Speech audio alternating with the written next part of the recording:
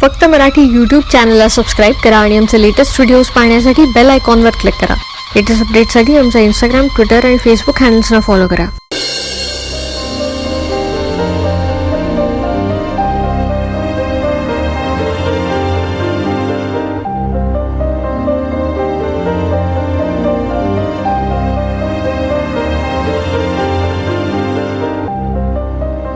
Operation successful झालं. Patient व्यवस्थित आहे, काही काळजी करायचं कारण नाही. डॉक्टर, तुमचे शतशः आभार. It's okay. आम्ही त्यांना अंडर ऑब्झर्वेशन ठेवले. Thank you so much doctor. ते आता रिकवर झाले ना तर कायमस्वरूपी बऱ्या होतील आणि चांगले लाईफ जगतील. थँक्यू सो मच डॉक्टर साहेब. डॉक्टर, आम्ही साराला कधी भेटू शकतो? त्यासाठी तुम्हाला थोडी वाट बघावी लागेल. मी सांगतो तुम्हाला.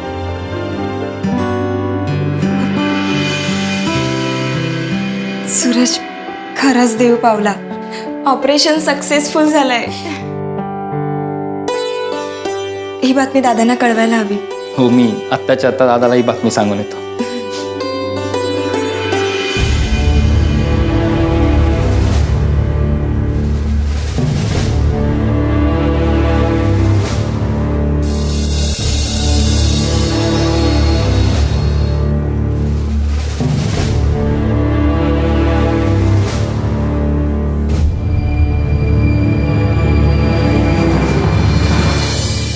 निकिता, निर्लज्जपणाचा ना कळस झालाय, कळस. अजून काय काय बघायला लागणार आहे देव जाणे. तिला ओटीतून शिफ्ट करा. डॉक्टर, साराला बघायचं होतं. कधीपर्यंत बघता येईल? आत्ताच नर्सना तिला शिफ्ट करा सायल्या रूम मध्ये. तुम्ही तिला बघू शकता, पण ती अजून बेशुद्ध आहे, त्यामुळे तुम्ही तिच्याशी बोलू शकणार नाही. हरकत नाही, मी फक्त बघीन तिला. थँक्यू. ओके. वहिनी थांबा. तुमचा आता साराशी काही संबंध नाहीये. कितीदा सांगायचं तुम्हाला? सयग, एकदा तिला फक्त बघू दे ना. काही गरज नाहीये. आणि हो, तुम्ही घर सोडून निघाला होता ना, मग निघा आता. सयग, एवढ्या मोठ्या ऑपरेशन मधून सुखरूप बाहेर आली आहे माझी मुलगी. तिला एकदा फक्त बघू तर दे. सुखरूप बाहेर आली आहे ना, मग त्यातच खुश व्हा. नाहीतर तिला बघून काय करणार आहात तुम्ही? असं कसं म्हणतेस ग तू सई? सारा जीव आहे माझा. एकदा बघू दे तिला. वहिनी, मी तुम्हाला पुरती ओळखून चुकले, कळलं? आता साराच्या निमित्ताने पुन्हा या घरात याचा विचार सुद्धा करायचा नाही. सई, की साराने तुम्हाला बघितलं तर नाही जाऊ देणार ती. सई, सारा आता बेशुद्ध आहे. मला एकदा बघू दे ना तिला. सारा,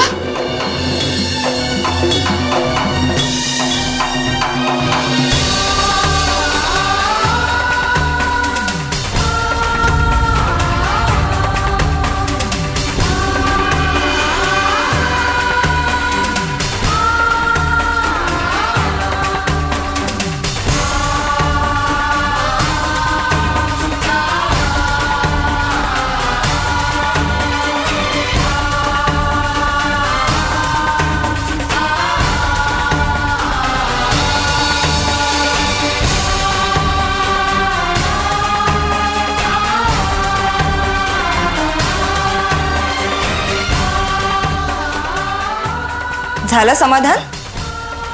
आता अजिबात इथे थांबायचं नाही, कळलं? मी फक्त एकदा पार्थला भेटते आणि काही गरज नाहीये. निघा म्हटलं ना, नाहीतर हकलून लावेल. सई, वहिनी, आता साराला बघून झालंय ना, तेव्हा इथे थांबायचं कुठलंच कारण नाहीये. निघा आता.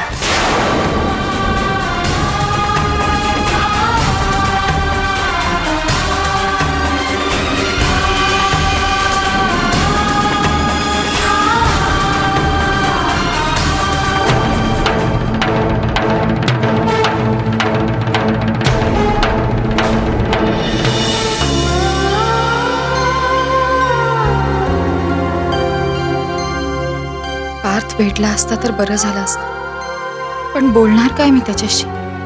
त्याचा राग शांत करायचे सगळेच प्रकार अयशस्वी ठरले.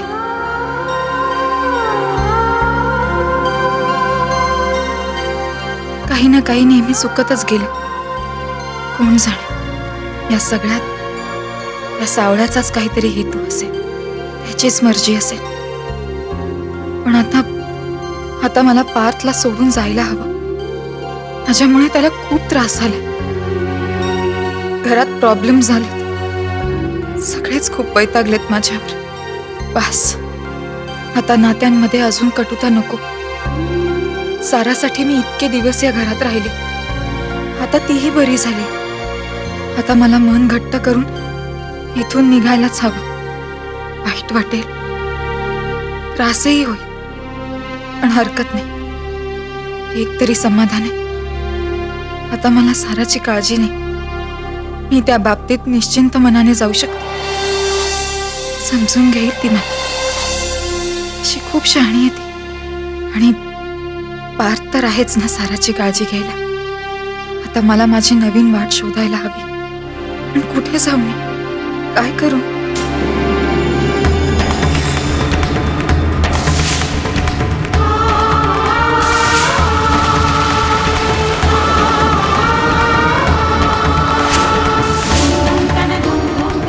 नामदेव, नामदेवच होता. इथे काय करतोय तो? नामदेव, नामदेव, नामदेव, नामदेव, थांबत का नाहीये? नामदेव, नामदेव थांब.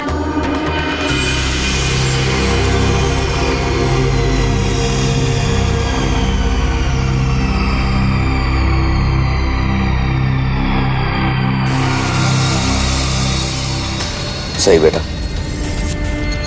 बाबा, कशी आहे साराची तब्येत? ती खूपच बरी आहे. म्हणजे आता काही प्रॉब्लेम नाही.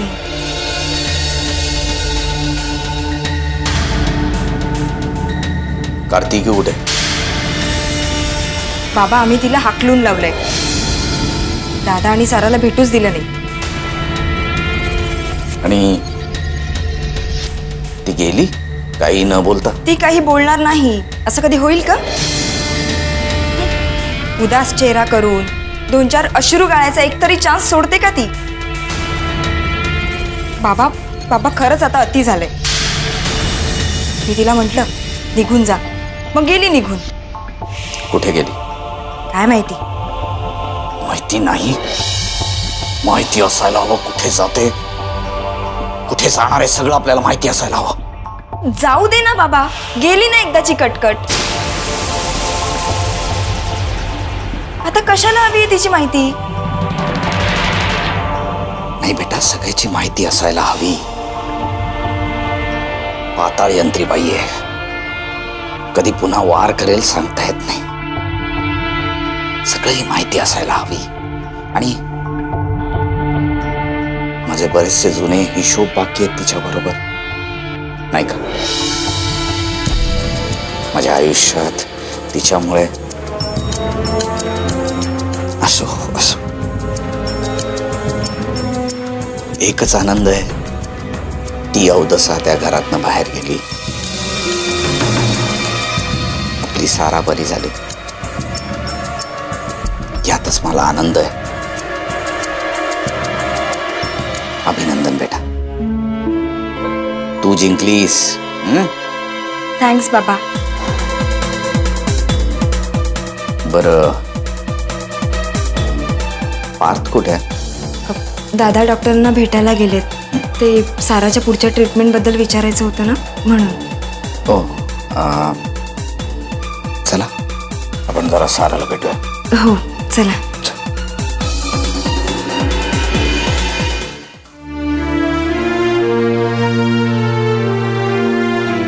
सारा, मला कशी आहेस?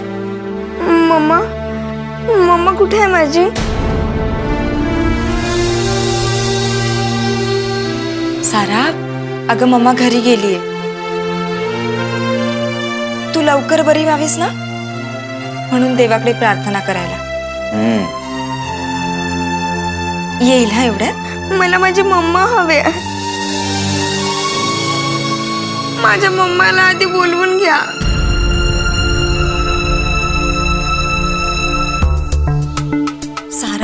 अगं येईल मम्मा थोड्या वेळात. तुला काही हवंय का? हवं असेल तर मला सांग, मी घेऊन येते. मला माझी मम्माच हवी आहे. मला जे हवंय ते मी मम्मालाच सांगणार माझ्या. प्लीज माझ्या मम्माला बोलवा.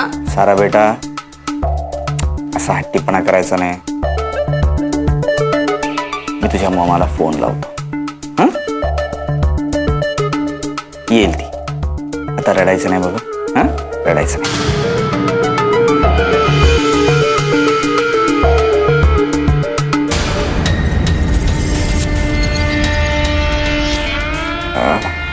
सई, मी निघतो आता. मला अनाथाश्रमात जायचं प्रमुख पाहुणा म्हणून. बरं ठीक आहे. काय चाललंय सारा बेटा? इथे बहुतेक ना मोबाईलला रेंज नाही आहे, त्यामुळे मला फोन लागत नाहीये तुझ्या. मी बाहेर जाऊन करतो. बरं. हट्टीपणा करायचा नाही. काळजी घ्यायची स्वतःची. येऊ बेटा. ओके.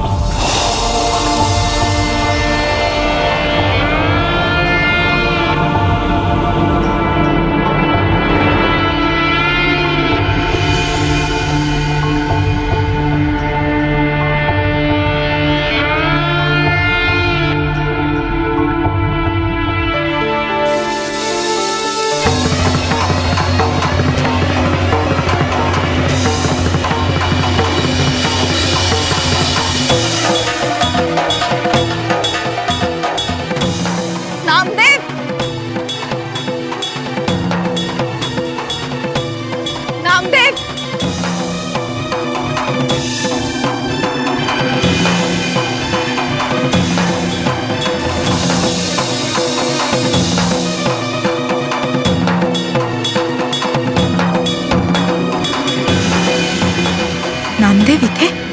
पण तो अनाथ आश्रमात कशाला गेलाय? नक्कीच काहीतरी गोंधळ आहे. मला जाऊन बघायला पाहिजे.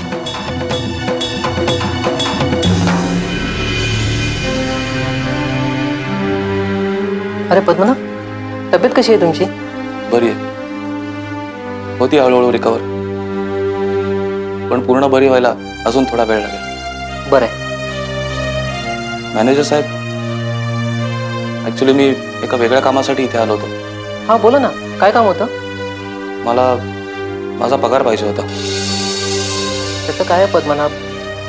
तुमचा पगार डायरेक्टली द्यायचा नाही असं सांगण्यात आलं आहे मला. तुम्हाला तुमच्या पगारासाठी सूरज सरांशीच बोलावं लागेल. त्यांनी सांगितलं तरच मी पगार देऊ शकतो तुम्हाला. सॉरी.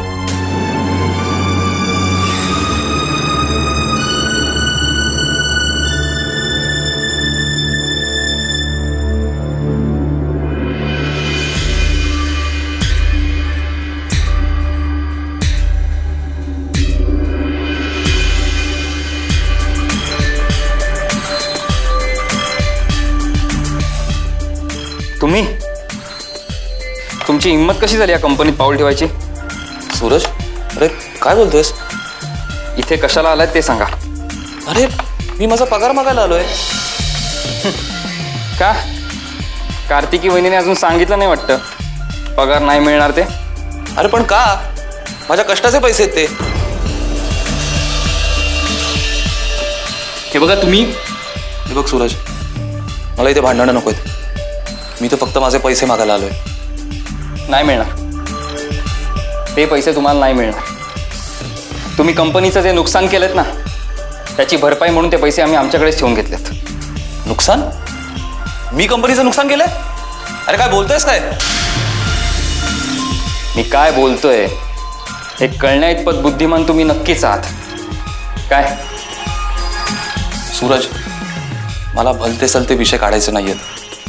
पगाराचा संबंध माझ्या कामाशी आहे आणि माझं काम आजपर्यंत मी चोख करत आलेलो आहे. हो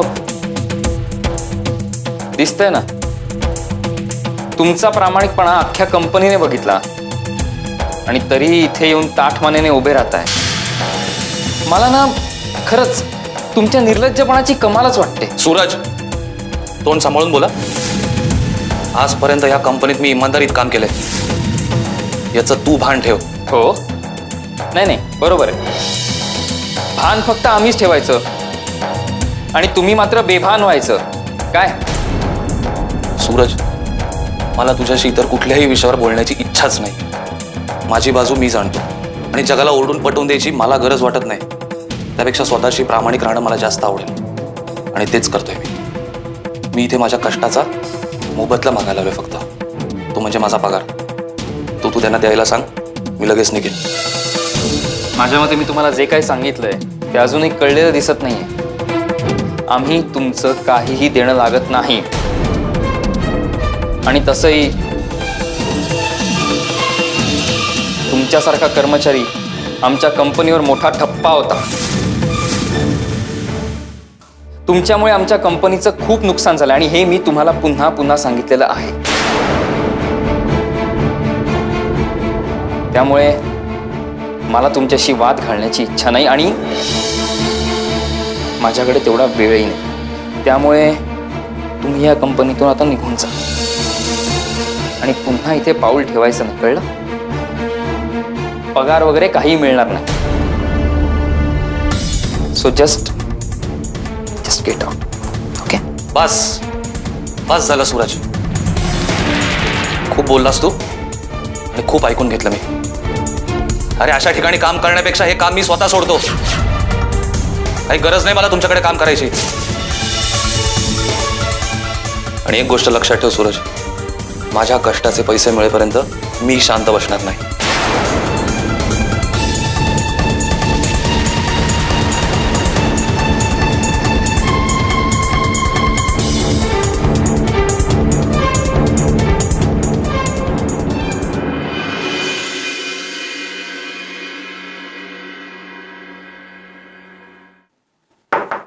कम इन.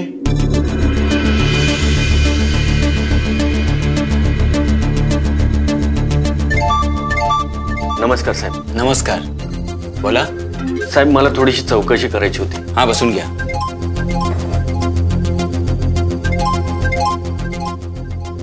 साहेब, काही वर्षापूर्वी मी एका तान्ह्या मुलाला इथे सोडून गेलो होतो. त्याला भेटायचं आहे मला. अहो, आमच्याकडं अनेक लोक येऊन मुलं सोडून जातात. तुम्ही नक्की कधीच बोलताय? साहेब, बहुतेक तुम्ही मला ओळखलं नाहीयेत.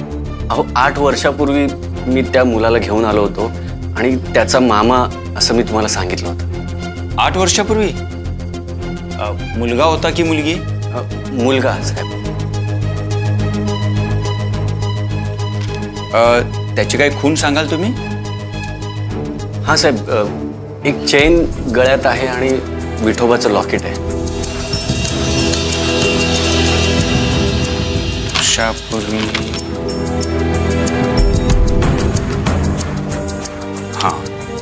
हां, त्या वर्षी एकाच मुलाची एंट्री आहे आणि 4 मुलींची एंट्री आहे. म्हणजे साहेब, तोच आहे. मला भेटायचं आहे साहेब त्याला. पण तो आता इथे नाही आहे. म्हणजे त्याला अनंत कुलकर्णींनी दत्तक घेतले.